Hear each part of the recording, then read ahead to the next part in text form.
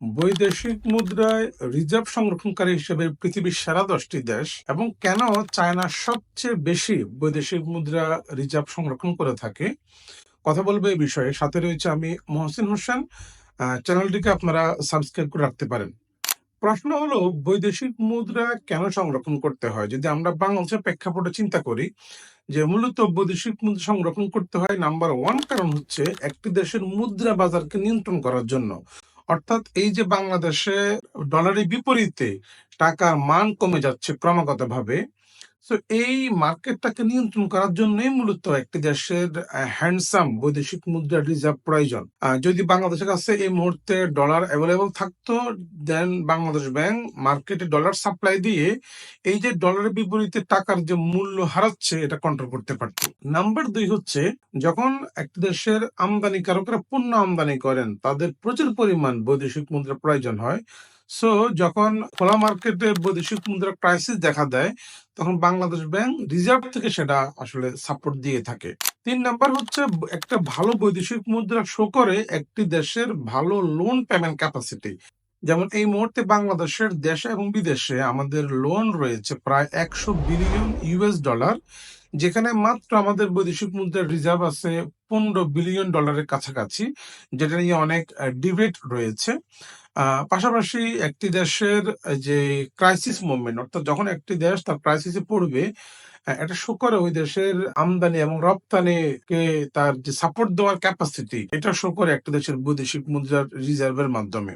So পাশাপাশি একটি দেশের বিভিন্ন প্রকল্প থাকতে পারে যেখানে ইমার্জেন্সি ফান্ডের প্রয়োজন, সেখানেও একটি দেশ তার কেন্দ্রীয় ব্যাংকের রিজার্ভকে বিনিয়োগ হিসাবে সে ব্যবহার করতে পারে।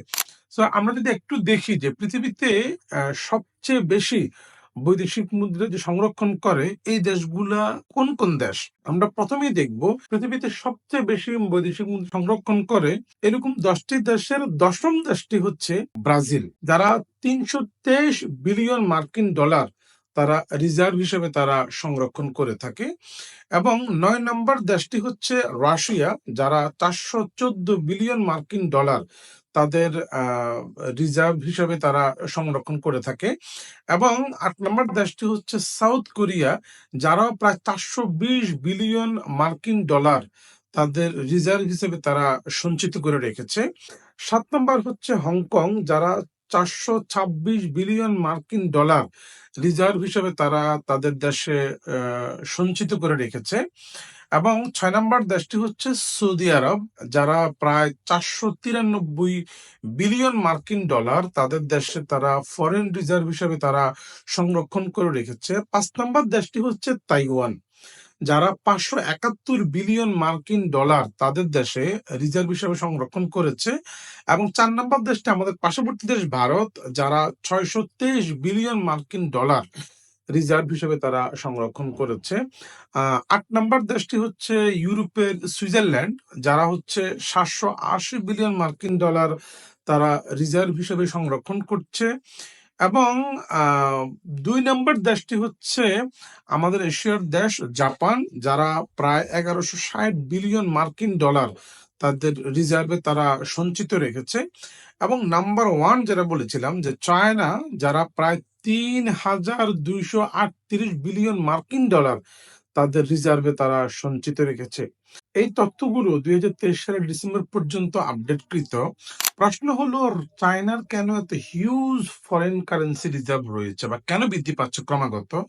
নাম্বার ওয়ান কারণ চায়নার ট্রেড সারপ্লাস। আমরা জানি যে চায়নার আমদানির চেয়ে রপ্তানি কয়েক গুণ বেশি। সো যে কারণে তার কাছে প্রতিনিয়ত তার কাছে ফরেন যে কারেন্সি আসছে এবং সেটা তারা মজুদ করছে। দ্বিতীয়ত হচ্ছে তার ফরেন ডিরেক্ট ইনভেস্টমেন্ট, তার দেশে প্রচুর পরিমাণ ফরেন ডিরেক্ট ইনভেস্টমেন্ট আসছে, পৃথিবীর নাম্বার 1 বা 2 তে তারা রয়েছে এই ক্ষেত্রে। সো যেটা তার রিজার্ভকে বুস্ট করছে বৃদ্ধি করতে। এবং 3 নাম্বার হচ্ছে মার্কেট ইন্টারভেনশন। আমরা জানি যে গত যদি আমরা 10 বছরের ডাটা দেখি, যে চায়নার ডলারের বিপরীতে চায়নার যে নিজস্ব যে মুদ্রা রয়েছে ইউয়ানের রেট খুব বেশি ফ্লাকচুয়েট করে নাই, সর্বোচ্চ 5% প্লাস মাইনাস হয়েছে। এই যে চমৎকার ভাবে সে তার মুদ্রাকে একটা স্টেবল অবস্থায় রেখেছে, এটার কারণ হচ্ছে তার হিউজ ফরেন কারেন্সি রিজার্ভ। কারণ যখনই চায়নার মুদ্রার মান ডলারের বিপরীতে হ্রাস পাচ্ছে কিংবা বৃদ্ধি পাচ্ছে, তখন সে তার হাতে থাকা যেই ফরেন কারেন্সি রয়েছে সেটা মার্কেটে ছেড়ে দিয়ে কিংবা উঠিয়ে নিয়ে সে তার যে নিজস্ব মুদ্রা রয়েছে সেটার মান সে নিয়ন্ত্রণ করছে। তো যদি আমরা দেখি যে আমাদের আলোচনার শেষ মুহূর্তে আমরা যেভাবে ইতি টানবো যে একটা চমৎকার ফরেন কারেন্সি রিজার্ভ একটি দেশের অস্তিত্বের সাথে সম্পর্কিত, অর্থাৎ এটা একটি দেশ টিকে থাকবে কি থাকবে না, একটি দেশ সামনে এগিয়ে যাবে কি যাবে না, এটা ডিপেন্ড করে মূলত ওই দেশের কি পরিমাণ ফরেন কারেন্সি রিজার্ভ রয়েছে সেটার উপরে। ধন্যবাদ সবাইকে। আসসালামু আলাইকুম।